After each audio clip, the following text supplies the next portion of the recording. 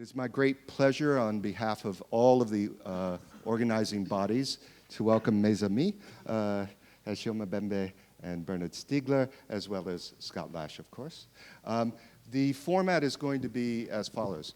We circulated some topics to both Bernard and Achille, and they're going to make some opening statements, and then we'll either return to those topics or just carry on with trajectories that emerge from their interactions. And this is slated to go till 12, at which time there is lunch, but if we need to go over, you can maybe eat a little bit less at lunch. But we intend to, at some point, have Q&A and some conversation, okay? So without any further ado, Achille Mbembe. Okay, first of all, I would like to say how delighted I am to meet Bernard for the first time. Bernard has been, for a number of us, our companion for a number of years, if only through the immense production of ideas he has been involved in. I have been reading his work for quite some time, and as we saw last night, Bernard, during your keynote address, a key feature of your work is not only the kind of conceptual creativity you exhibit, it is also the fact that it is deeply anchored in various traditions of Western philosophy. It's your capacity to harness the resources of these various traditions in an attempt at making sense of our global present. A present which, if I have to follow you here, is saddled by a set of key incontournable questions we cannot avoid, which force themselves upon us, questions of livability, I will put it like that, questions of solvency, we can talk about that later on if you want, and questions of sustainability and durability. Sustainability, durability of what, if not of our planet, which raises, of course, the question of the future of life on this earth. But if you want, I would just like to, as an introduction, mention three themes which speak to me very directly, themes I take from your work, or themes or questions or problematics. The first one has to do with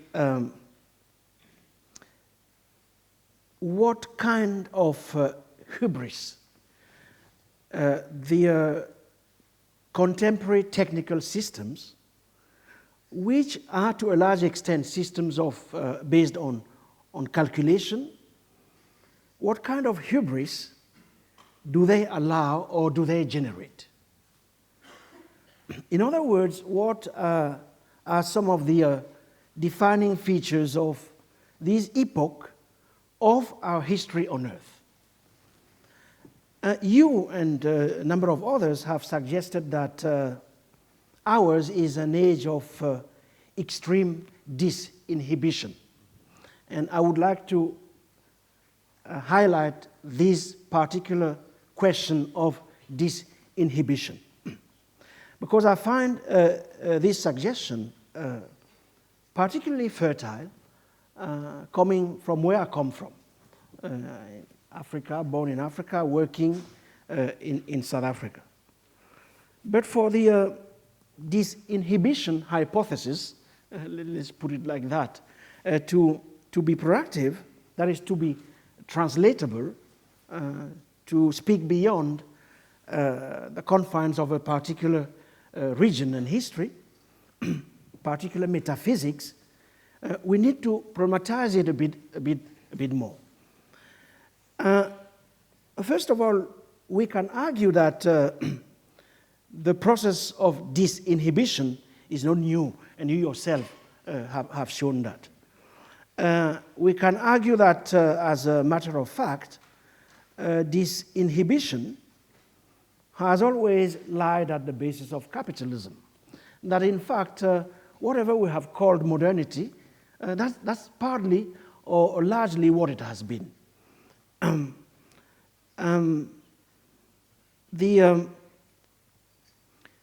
yet, what we are witnessing right now is not exactly what was there yesterday. So there must be something new somewhere. And the task is to reveal what it is that is new. So disinhibition as what? You say disinhibition as the, I quote you here, the radicalization of innovation. By which I assume you mean the constant search for and filling of vacuums. But also the creation of intentional, conscious production of vacuums in the hope of then having to fill them, and in filling them to usher in the generation of a multiplicity of forms, which end up creating chaos or making each of us, and here I'm quoting you not verbatim, but making each of us a little mad, or as you were saying, is a little stupid, or the two, or both at the same time. Not one coming after the other, but being stupid and mad at the same time. So that's the first meaning of disinhibition. But I mean, speaking from South Africa, if you want, it seems we can also think of disinhibition as a permanent war against limits. Not only the limits of the biosphere, but all kinds of limits, including those imposed by reason as such.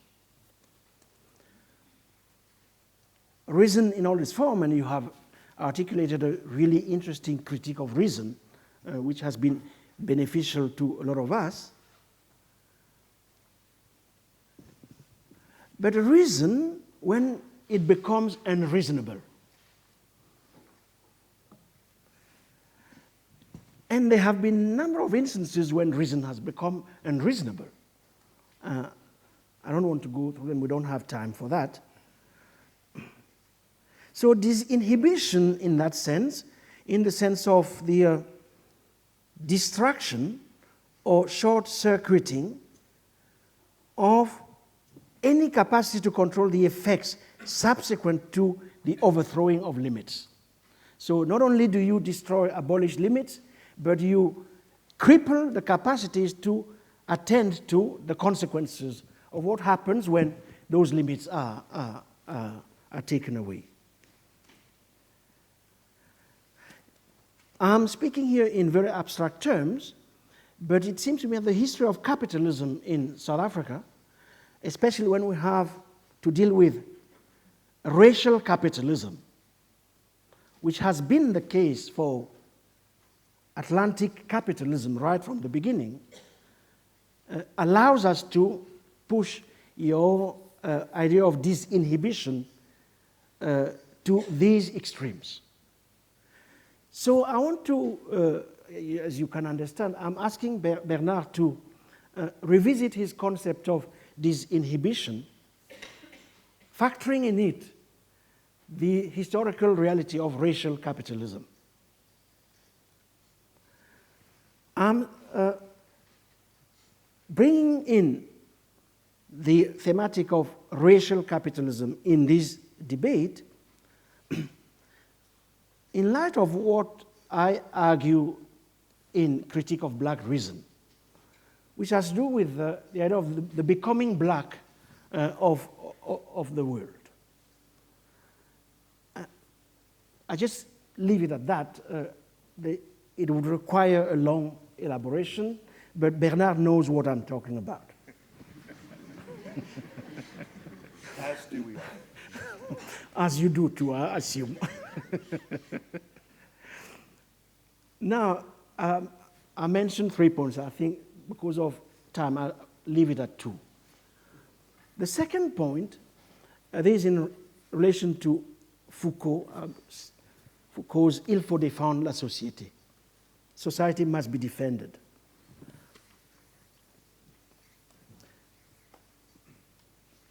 In relation to that, in particular in relation to the last, I think it's the last chapter, where indeed Foucault addresses the question of race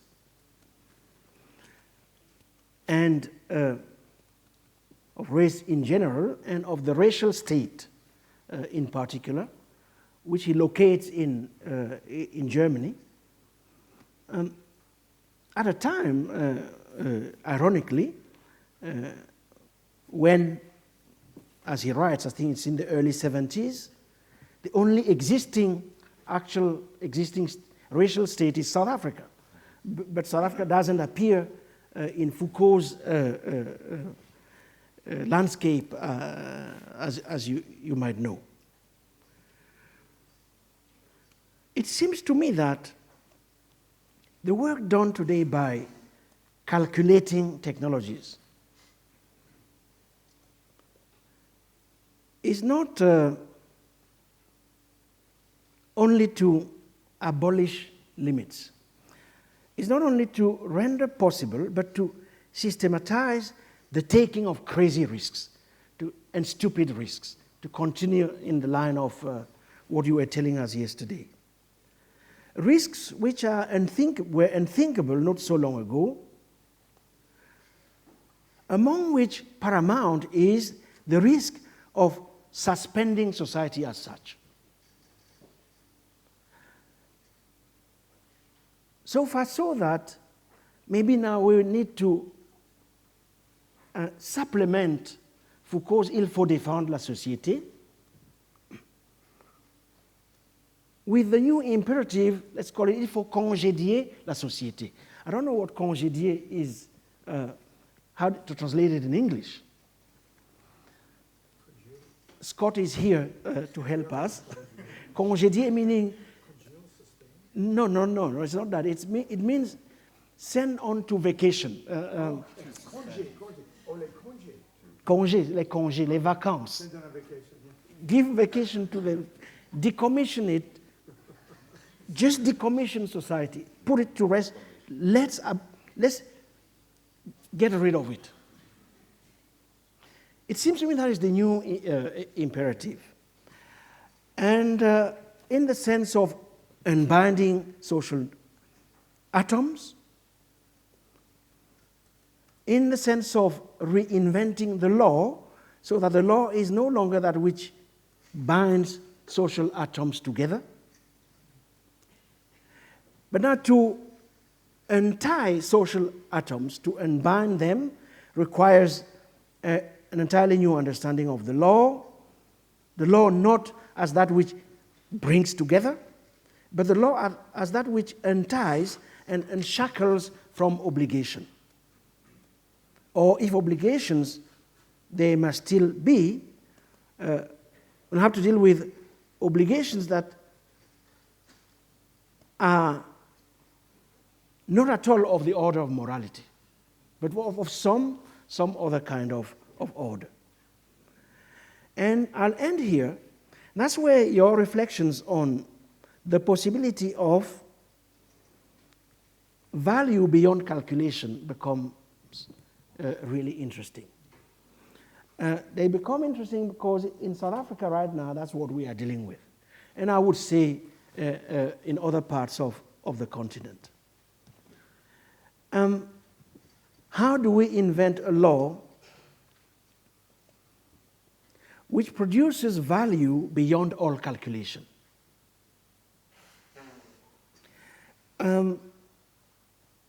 How is it that we reconstitute some spheres of life that are priceless, not because the value is nothing, but because they escape any form of measurement, pricing mechanism that reduces them to the law, and I quote here, of averages, the average individual, average baby, and so forth and so on. This requires, indeed, a critique, a form of critique, the aim of which is to repair, the aim of which is to heal, to tend to, and to care. And in that, I find what, at least for me, is a very dynamic tradition in black radical thought, the kind of thought you find in Fanon, who was at the same time a soldier and a doctor, a kind of living pharmacon. If I have to go back to some of what you were telling us about yesterday, I think I'll stop it there, and thanks. Thank you very much, Achille. It's really a great day for me to meet you and to discuss with you. And I thank everybody, and our friend Scott, of course, Ryan, and all the organizers for giving us this possibility. It's really very important for me. What you describe as becoming black is for me extremely efficient for describing, but also, and above all, analyzing what I call total proletarianization. And I think that this analysis, as it is also referring to repairing. Maybe you remember yesterday evening I showed the last picture was reparation, mechanic reparation. I think it is the real question for me in such the extraordinarily urgent, absolutely urgent situation in which we are, and for overcoming this process of disinhibition that began during the Renaissance, during the 15th century. Here we must remember that Sloterdijk gave very interesting descriptions of that, even if I don't agree with all of what he says. But when, for example, he mobilizes the question of calculation in Descartes, in Leibniz, etc., for transformation of the West based on the church and belief into barbarity, and all the question you address yourself, it's very, very efficient.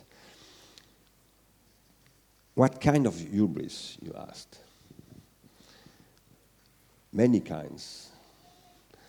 Now,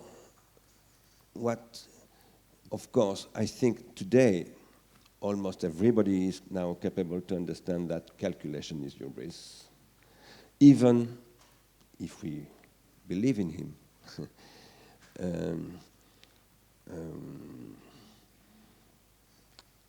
I don't remember his name now. The founder of Facebook is saying, Zuckerberg, even himself is saying now, oh yes, we should maybe limit a little bit. So everybody sees that. Now for me, the real danger is today what I call the production by the pharmacon of the pharmakos.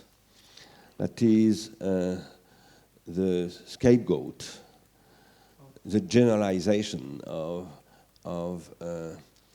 designation of scapegoats in a situation in which everything becomes unlivable, insolvent, and unsustainable. This is now the very, very dangerous situation in which we are. We said yesterday with Susanna that at the end, in Finland, it was not completely a catastrophe, but somewhere in France, for example, it becomes very, very bad. I say that because of elections, European elections, etc., etc. Now, what is disinhibition? As it produces through a toxic pharmacology, I call that in a book dedicated to an analysis of the National Front in Paris, in France, pharmacosophie, that is a kind of so-called wisdom based on the designation of a pharmacos. That is a very difficult question, because if you read, for example, every society is based on such a process of designation of a victim, of a scapegoat. Not only monotheism, but Greece, tragic Greeks, Greek culture, India, everywhere at the end, everywhere. And it is also the question of Roberto Esposito in Comunitas. He calls that the question of the delinquere. I think that today this question is completely transformed by what I call disinhibition as a libidinal diseconomy. What does that mean, libidinal diseconomy? It means that for a long time, even if it was only a kind of, let's call that, fiction or even storytelling, we could say, with an anachronism, when, for example, the European came in America, in Africa, etc., they were also always saying, we are bringing Jesus Christ. And we are, at the end, even if we are producing evil, at the end, it's civilization as a process of, let's call that sublimation or idealization. For a very long time, the West was always justifying his crimes under such a point of view, such an argument. But now it's finished. It's only efficiency. It's only calculation. Nothing is not calculable. Everything is calculable. And this is the destruction of the West itself. Because what you describe when you talk about the becoming black, it is the becoming black of the West itself. That is the destruction of the West by the West. And by something that is not yet really the West, because it's not really the civilization that the West was. As every civilization, that is also a de-civilization. So what is for me absolutely new in the current situation is what I call purely computational capitalism. For a very long time, capitalism was not purely computational. This is what was thought by Max Weber, and Max Weber announced that. He said it will become a purely computational capitalism, and it will produce problems at this time. We are now confronted with this situation that is accomplished, and this is also what was called the last stage of nihilism by Nietzsche. Here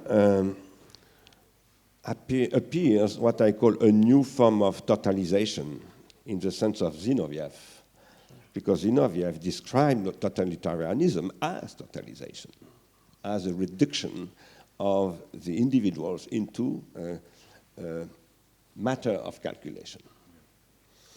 And so now it's not only the so-called justification of sublimation by Jesus Christus or enlightenment, etc., etc., that is disappearing. It is also the struggle against totalitarianism. And it's extremely dangerous because it is a justification for neo-totalitarianism to struggle against such a totalitarianism.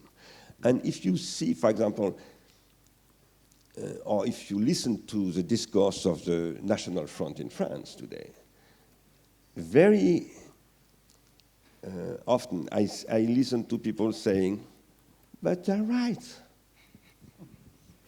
They're right. They are designating the real questions. And why is it the case? It is because the destruction of democracy, the destruction of politics, reached a so strong level, so high level, that now everything is possible to justify the combat against such a situation. And this is the reason for which it is so dangerous. Now we must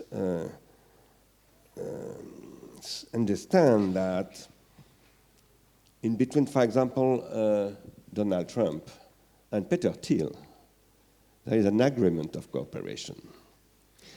In a way, Trump is denouncing such a situation when he says we have to reconstruct America, etc., etc. But he works with Peter Thiel, who is the actor of such a situation. And it's a very, very new situation in which we have to analyze politically and economically these realities, and it is extremely difficult. So the task is extremely hard. For me, this disinhibition, as it is producing this, stupidity and madness, is yes based on what is called disruption. That is the speed by which right, reason, science, debate, public debates, political debate, always arrives too late. Mm-hmm. It's always too late. And we have here to rethink what was said by Hegel about what is such a lateness, but in a new reading of Hegel. Because it's not the one of Hegel that is happening, even if I think it is very important to reread Hegel here with Marx. And with what was said by Marx in the Grundrisse about, he didn't use the word innovation or disruption, but he described it in the Grundrisse, in the famous fragment of machines and automata. Now we are confronted with the question of limits at the extreme limit of eschatology. So we are confronted with a new question of eschatology and of apocalypse necessarily. Here, for me, the question is, what is Gestalt, as I referred to yesterday with Heidegger, and how can we go further beyond Heidegger for reappropriating and co-appropriating, as it was said yesterday about Organised, but not only with Heidegger. And for that, I think we have to rethink the process of disinhibition from the process of exosomatization. What is capitalism? Industrial capitalism, mainly. But before industrial capitalism, also the capitalism of Renaissance, precisely, for example, conquering new territories, etc., etc. Such a capitalism is making free the possibility of exosomatization with no limits given, for example, the church, by the church. When immanency becomes the new political stake as it is described for me by Machiavelli. This is for me what is the real stake of the Prince of Machiavelli. We only have about 10 minutes left, or 20. Let me finish, excuse me. You'll take the whole 20, carry on, yeah. Yes, but I know you want to speak, but well, I asked you about I have life. to finish. Life. You always want to speak, but I must finish. And I never can with you. Yes, but Achille asked me something, so I must answer, Here, the question of Gestalt as a new form of exosomatization for me is the context in which the becoming black appears and in which we have to answer your question about Russian capitalism. And here I would like to quote Glissant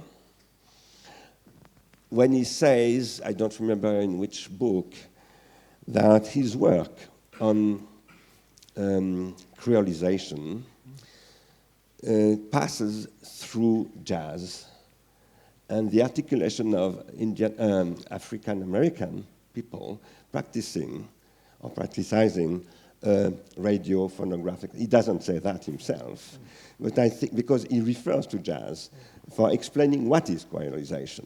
And I say that because for me, and I will finish with that, it is very important to articulate your question, the question of Glissant, but also, of course, of many other thinkers.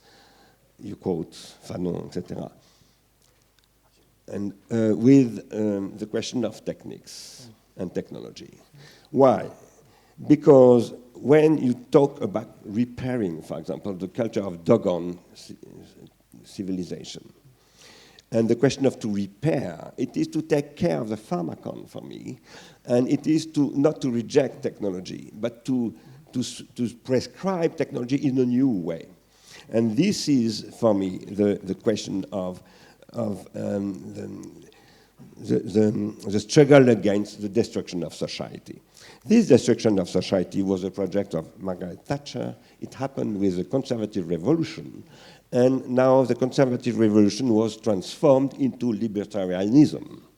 And this is extremely important to understand that such an evolution is linked to an evolution of technology as a technology of computation, but also to understand that a technology of computation or for computation is also a technology for the incalculable.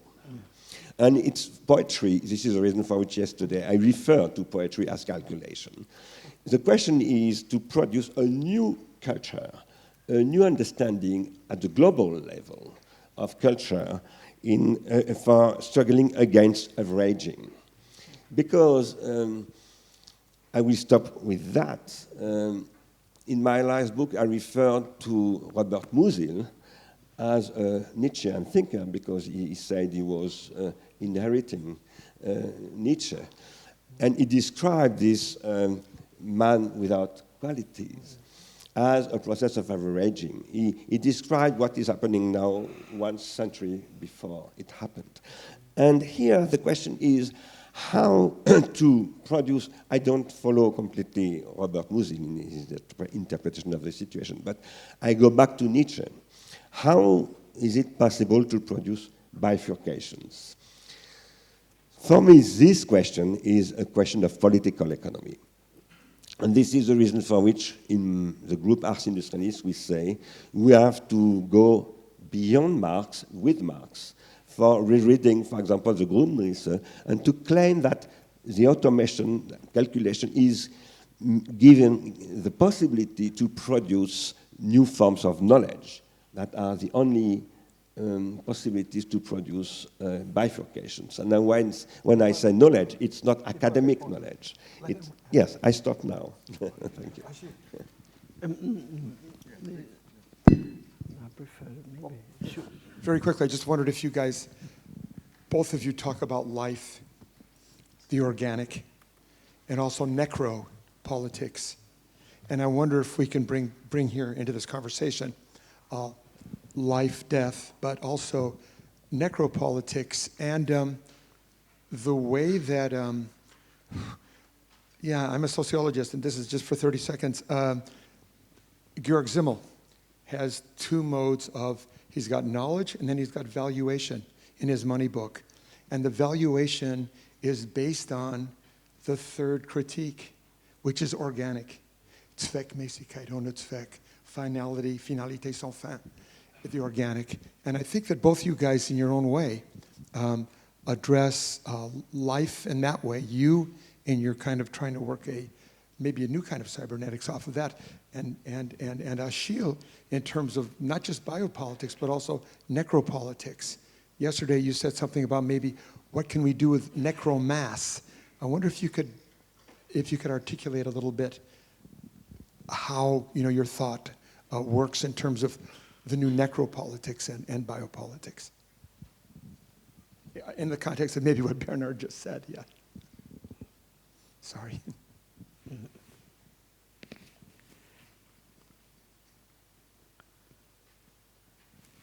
In how many minutes? Yeah. I was going to say 2. But Okay. no, I'm joking. Yeah. Take a little bit of time and respond. And then maybe after your response, we'll open up the floor to discussion. Yes. And people will just skip on lunch a bit, okay?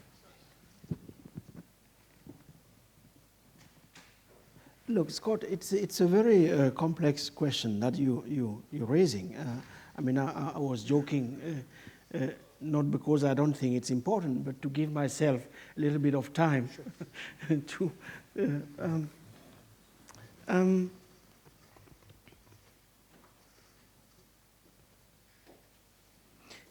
But let me first of all agree with Bernard. Overall framing of the issue, as well as the lines of inquiry he opened up, especially where he ended up with the necessity to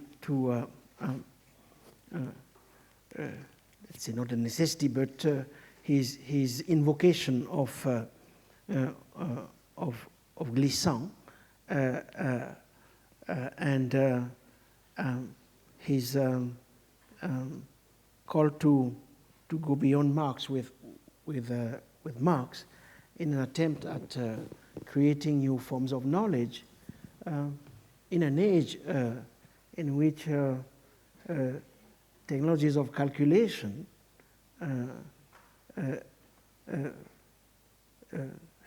favor indeed the dilution of knowledge itself into non-knowledge. The question of non-knowledge having been, it seems to me, quite central to the works of the likes of Bataille and a few others. So I would like to pinpoint that question of the dilution of knowledge into non-knowledge and the conditions under which we might somewhat rehabilitate reason, which is on trial today in many different ways. Rehabilitation of reason, but also a new critique of reason, because its rehabilitation passes through its renewed critique.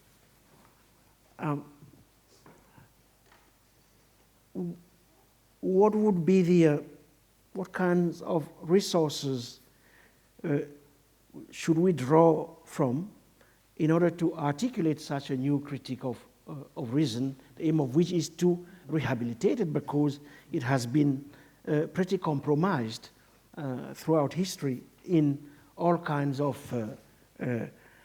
necropolitical and other enterprises. So that's one part of the rejoinder to Bernard. You see, I'm avoiding to deal with necropolitics and necromass, but you expect me to deal with this.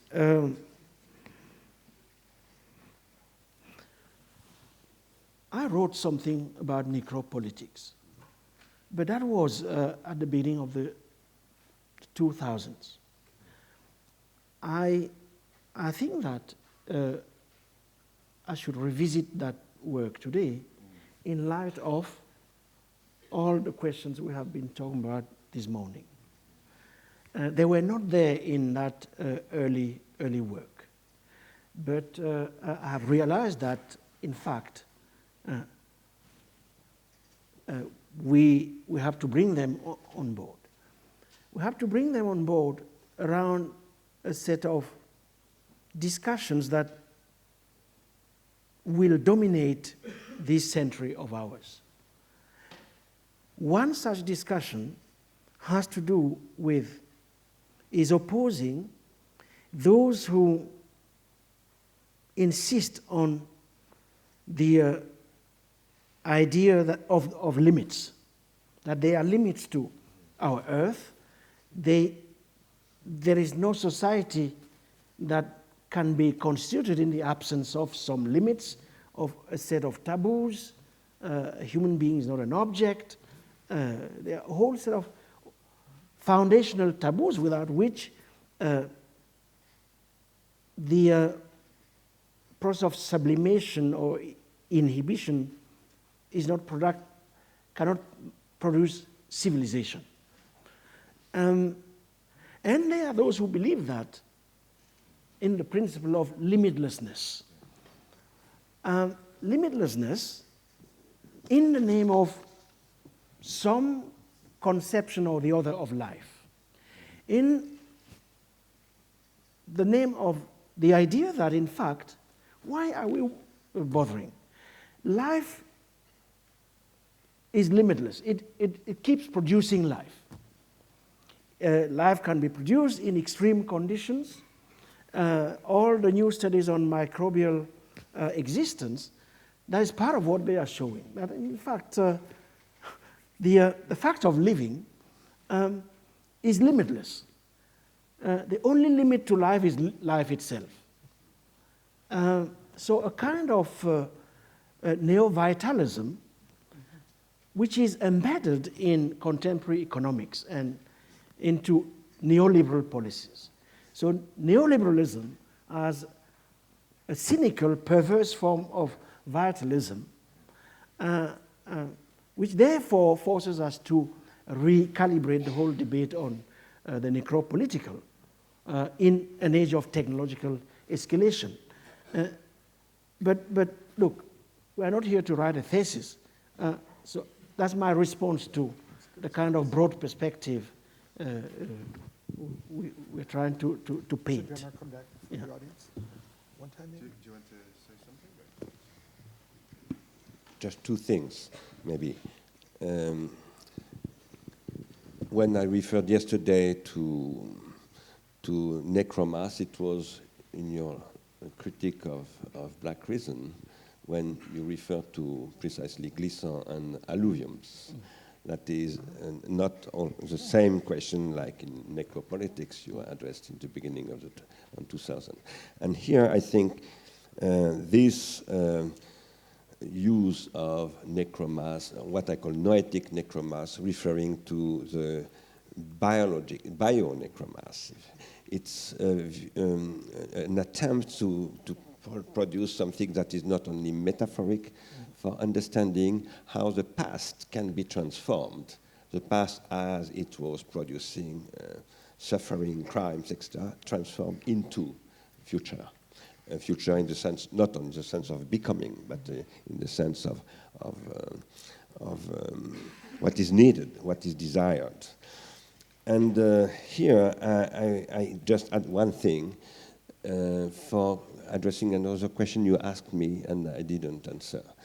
That is the question of wealth and value beyond calculation. That's the most important question for me. Today, I think we have to redefine wealth, not only with Adam Smith, Ricardo, even Marx, as exchange value and use value, but what I call myself practice value. That is the value precisely of re-individuating this, what I call tertiary retentions, but that constitute for me the noetic necromass of knowledge in a way that is knowledge precisely and not politicization. So we have to reinvent what is work. So it's a question of political economy. So I just wanted to add that for addressing your question and the one of Necromassive knowledge as Achille. well. Necromassive knowledge as well. Yeah. Okay, excellent. We have time for some questions. We have one right up front here. It's faster. Thank you very much. Where is the question? Thank you. Michał Krzykawski, University of Silesia in Katowice. I have a question about limits and in relation to Hegel, so perhaps it is a question to both of you. I think that the real problem is that we have lost the sense of limits in the sense of Hegel, because Hegel made a very clear logic distinction between limitation and limit, between Schranke and between Grenze. And just let me quote a short excerpt from Science of Logic. In order that the limit which is in something as such should be a limitation, something must at the same time in its own self transcend the limit. It must in its own self be related to the limit as to something which is not. So the real problem is that we have to reinvent the limits of life and technology in order to step out of the technological limitation we are in systematically. That's perhaps it's a comment more than a question. Thank you. Do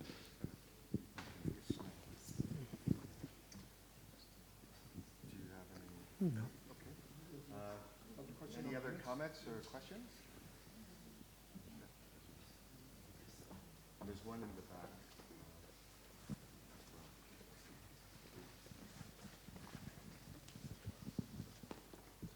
Thank you.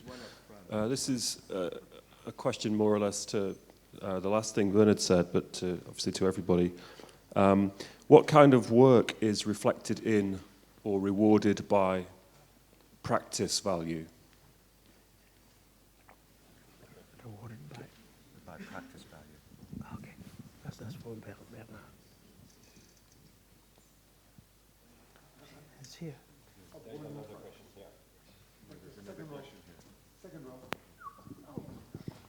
Excuse me. Well, I just wanted to talk about an impression I have. I think as you are mainly interested in political economy, you're relying on Hegelian Marxian heritage a lot, including Heidegger, maybe Derrida, what else? So, and also what concerns knowledge, including the most advanced forms of knowledge. But in my perspective, I think there is still a fusion, which is of course also in Foucault, with historicity, however you shape it in a new way, with the concept of society and the concept of the political. So I would suggest the question of limits in the political sphere cannot be addressed with Marxian terms, and also not with Machiavelli's Prince, maybe with his Republic. So this is for me a big difference, and also in opposition to the normal thing that will join the historical process, which is cosmopolitanism. It's not the question of cosmopolitanism. Of course, this is also an important question, but I think it's a question of inventing new forms, and this cannot be done by theorists. So that's... Well, maybe not right now. Do you have any responses? I think I will give my time to my brother Scott, since I'm speaking in the afternoon. So if you want to say something... I have an idea, a reasonable idea of what Bernard's going to say, and I want to hear it, but I want to hear what Achille. You want to hear from me, and I want to hear from you. No, in terms of, because I'm sort of the same discourse of limits I've been involved in, but I'm quite interested in how limits might play out in Africa and in becoming black and in the geopolitics today's geopolitics, on the one hand, American drones and Chinese infrastructure in kind of global expansion, and of course technology, as you were saying. I wonder how those limits might play out in Africa and in other, outside of the West. Okay. Look, I'll say since you mentioned Africa, I'll say this. I mean, there are two things that are really interesting when it comes to Africa. First of all, is the oldest is the oldest daughter, son, or whatever of the earth, if you want, and that's where we all come from. So the becoming black of the world, I mean, we can reinterpret it in that sense, in that regressive manner, that there is something African in each of us. There's a kind of universality of the African sign, which critique has not addressed so far, at least not seriously. And if there is an element of universality in the African sign, is not simply in relation to the past. It might also be in relation to the future, which leads me to put out the idea that it might be that the future of our planet will be played out over there. So it's. If that is true, if it's not just, pure wish, then what kind of geopolitical recalibrating is required of us in view of the centrality of Africa in the future of the Earth? That is, it seems to me, a serious question, at least for those of us who try to account for our world from that vantage point. So what I mean is therefore who is taking seriously in our world today the planetary turn of the African predicament? China is looking into that. China is looking into that. But from within its own limits, its own calculations, to use a term we have been using, and part of those that calculation is that in fact they will mess up with the earth more efficiently than anyone has ever done before them, and therefore a kind of puissance sans idée. Une puissance that is absolutely huge power, metamorphic power, but without concept. So we have the Chinese project, which is the project of power without a concept, without an idea, with a capital I. We have the kind of, which is another form of yes, of course. We have the American project, which is based on faith in the military. Americans are building military bases all over the continent, all over the world, but more importantly in Africa. The number of American drones hovering over the African skies today is colossal.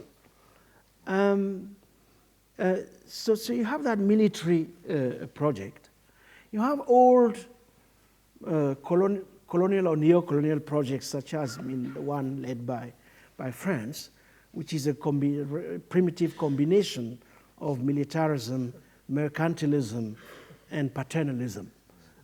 Basically, which has shown its limits.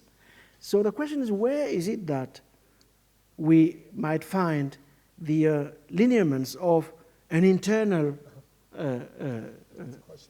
force that would posit Africa as its own center, as a power of its own. Especially at a time when Europe is trying to turn the continent into a huge Bantustan. And that's what the politics, European immigration policy, you can summarize it in that sentence. What is the project? To turn Africa into a Bantustan. So Africa can become its own center and contribute to the caring, the repair of our planet, if it becomes its own center and if it opens itself up to itself.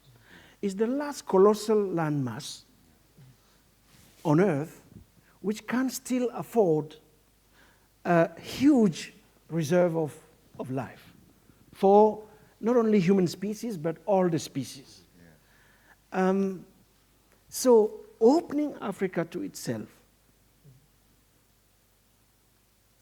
it seems to me, is absolutely key to the future of our planet and to the future of humanity, old and new. And this is about reason, of course. Yes. About reason. I wanted to go back. Thank you very much, Achille, for this. I will maybe try to continue what you said with my own view. But I wanted to go back first to the question of limits and also dialectic and logic from Hegel.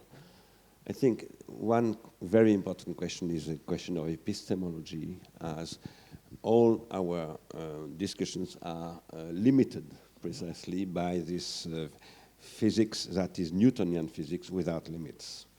And that was destroying the notion of limits as cosmos, as cosmology, because the cosmology is always defining limits of topoi. And I think it is very important here to also to criticize dialectic, not only Hegelian dialectic, but Marxian dialectic. And I repeat what I said yesterday, Engels rejected the question of entropy. That is a question of limits. Also the limit of the universe itself, in time and in space, because it is always translated into space, you know. For example, niches for life, etc., countries. So it's a very difficult question, of course. Now, your question about work, what do we mean? Do I mean when I refer to work in such an economy? It's all form of knowledge. For example, educating a child. It's a form of knowledge, and it is work. Work means opening, openness. To work is, you know, in French, work is ouvrir, ouvrier, ouvrage, but it is also the case in English, and in German, Werk, and it is openness. So work is, as it is said in the Communist Manifesto, it is knowledge, and proletarianization is a destruction of knowledge that is of work. This is the reason for which when we say the working class, it is very bad. It is a misunderstanding of Marx by Marx himself, because he himself used that. He forgot his own view at the end. So I think we have to completely redefine what is a political economy, and in the sense you asked also, where is society and the political itself? And here, for me, we have to revisit the history of capitalism and of consumer capitalism as it developed in America through a perversion of Freud by his nephew Edward Bernays, who said we can manipulate the unconscious and desire by addressing directly the drives. And this was a new stage of disinhibition, you know, through cinema, television, radio, etc., etc. Advertising, exactly. And here I think in such a way, capitalism became really a libidinal economy, and we have to rearticulate a new libidinal economy. But a libidinal economy, if it is always based on the process of idealization and sublimation, this is what is the stake of the S and the id by Freud in 1923, it is necessarily a question of knowledge. And knowledge at all the levels. Knowledge of education for the child, for example, everyday life knowledge, knowledge of how to repair everything, your car, your garden, your health, etc. And knowledge in the sense of academic knowledge. So here we have to redefine a new cosmopolitism, and this is the reason for which we work, and we'll stop with that, with a group of Ars Industrialis, and now another group to the text, on the text by Marcel Mauss that is dedicated to the notion of internation, that tries to go beyond Kantian cosmopolitism, and where we think it is possible to rearticulate Mauss' view with the question of negantropy and what I called yesterday anti-entropy and the neganthropocene. Reconcile Marcel Mauss. Marcel Mauss, yes, yes. Can we have just one more question? Hi, thank you. I have a very simple question. Maybe it's a stupid question, but I hear you both I hear Bernard speaking a lot about the new, and I hear Achille call for an internal force that puts Africa at the center, and that seems to be something new somehow. So my question is very simple. My question is, what is the new in your discourses, and where does it come from, and how is it going to be instantiated? Who's going to bring it about, etc.? Yeah, it's for both of you. I think the status of what's of the new, and how we can, what it is, how can it be instantiated, how can it be mobilized from whence might it emerge. The new and the future. Maybe what you just said about it. Whoever wants to talk first. Okay. Look, the new is, for instance, when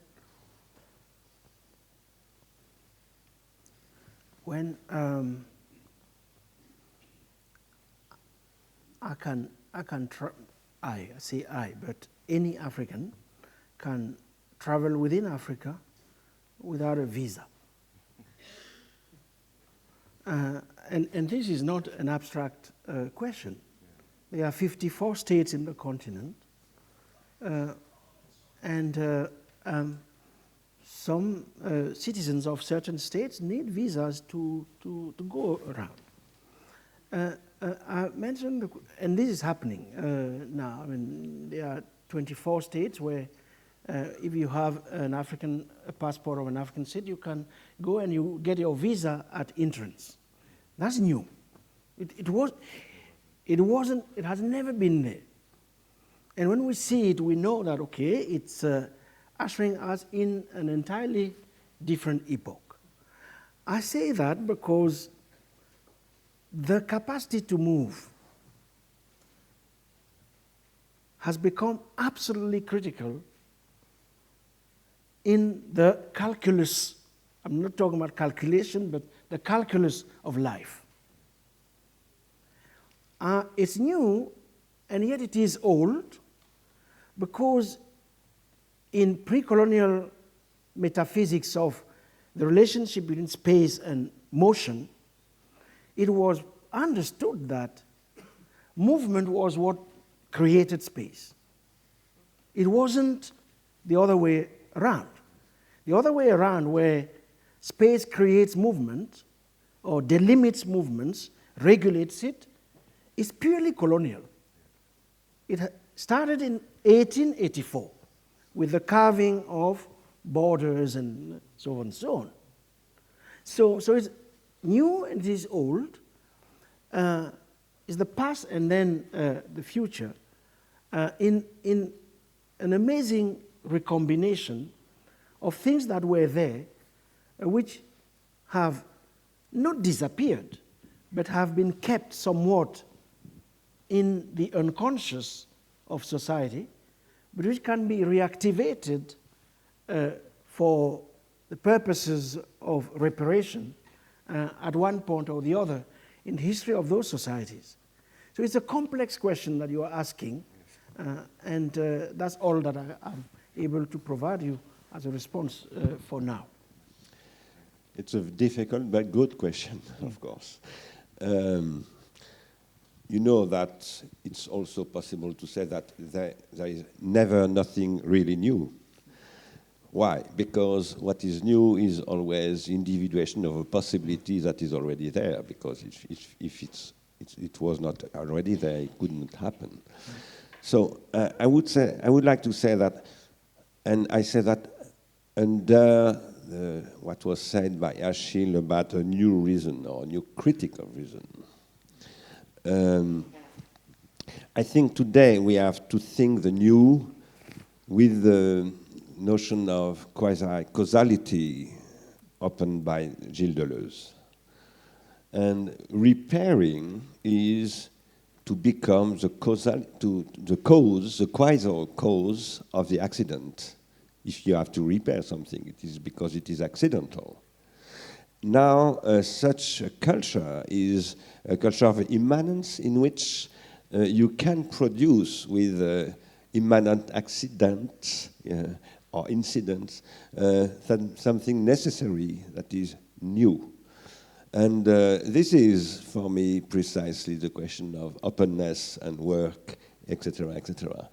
So I think we have to rethink causality and in a completely new way. Here, I would say about China, because I believe that there are also concepts and ideas in China. We work in China with Scott, and I'm very surprised to see the incredible creativity of Chinese students sometimes, but also colleagues. And I think we could be surprised by that, and it is a good side in China. Of course, there is a very bad side, too. And we have also to become the quasi-causality of such a contingent situation. And here, I say that because when I refer to the concept of internation, through Mauss, internation, the idea is also to create a possibility of cooperation between Africa, Europe, China, and America, of course, and also Australia and Oceania. We have to find a new, this is what I call a new peace treaty. We have to negotiate a peace for producing this new kind of reason, precisely. I think he's talking about a new kind of, that nothing's new under the sun, as we know, but a new kind of reason, really. A kind of reason that does take, a kind of reason that has a very much stronger notion of limits, both in many, many senses. And I mean, I can sort of see a little bit how it starts to play out in China, but also maybe in Africa. Maybe one that's based less on a Faustian kind of individual without limits, which maybe got into our Western political unconscious with the age of discoveries, 16th, 17th century. But I'm wondering how, I'm wondering how, I mean, maybe to both of you the question is, how might this new reason of limits, because that's been the theme that you guys have put down, play out now, both in well, the West or China and Africa. Maybe we'll end on this. Okay. Because there are limits to our time. And to people's patience.